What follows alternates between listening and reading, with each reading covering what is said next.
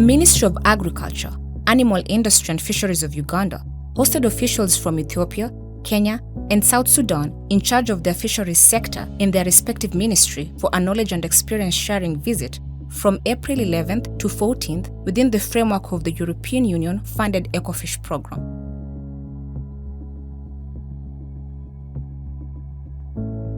The experience sharing visit focused on the co-management aspect of fisheries in transboundary water resources on Lake Victoria. The experience sharing mission met with the senior staff members of institutions such as the Regional Lake Victoria Fisheries Organization, fully dedicated to the management of shared waters and fisheries for Kenya, Tanzania, and Uganda. The LVFO has put in place community-based co-management mechanism in the form of landing site co-management committees. It is in this respect that the 4-day experience sharing visit by the Ecofish project focal persons from the 3 countries under the Ecofish project, namely Ethiopia, Kenya, and South Sudan, was facilitated by the Agriculture of Environment Division of the Intergovernmental Authority on Development.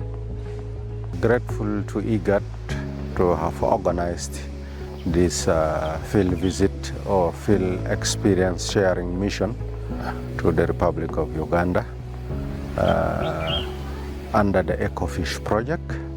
It's a project funded by the EU to help the member states of IGAD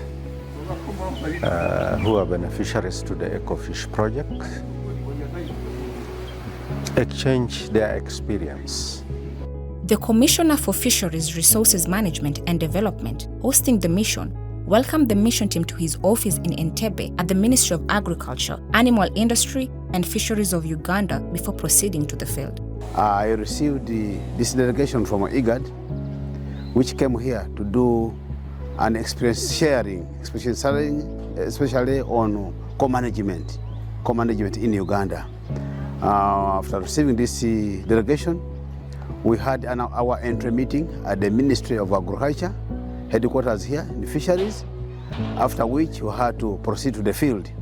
The visiting team first visited Bugonga, then Kigungu landing site in Entebbe, where they could meet with the members of the co-management committees. Since I've visited so many landing sites, what they call beach management committees or landing site committees, they have a very nice structuring and the implementation is quite interesting. I'm impressed. They have designed the committee, the co-management committee. I saw them composed of so many participants, the fishermen actively participating, the mongers, fish traders, and then privately owned and government-owned landing shed infrastructures. I'm so much impressed that I can learn a lot to take lesson for application back in my country. The mission continued visiting landing sites and meeting with the stakeholders making up the co-management committees of these sites.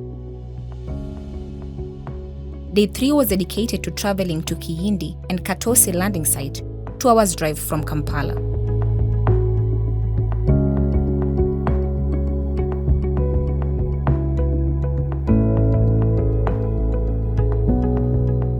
We began with the district of Wakiso, where in Wakiso we visited 2 landing sites, one Bugonga landing site in Entebbe and the Chigungu landing site. Out of the deliberations were made, out of experience was shared between the co-management leaders, the co-management executives, and the technical officers in those respective land sites. The knowledge sharing experience also took the mission to the National Fisheries Resources Research Institute of Uganda, which is mandated to develop the fisheries sector. I look forward to seeing more partnership and also commitments among the member states to upscale the findings of the mission here. And going forward, I would want to see more engagement, particularly on the recommendations that we have put from the observation of the field on the matters on post-harvest loss management and also the capacity buildings of the co-management units with a view to sustainably exploiting or harnessing the fisheries resources within our shared water bodies. Thank you.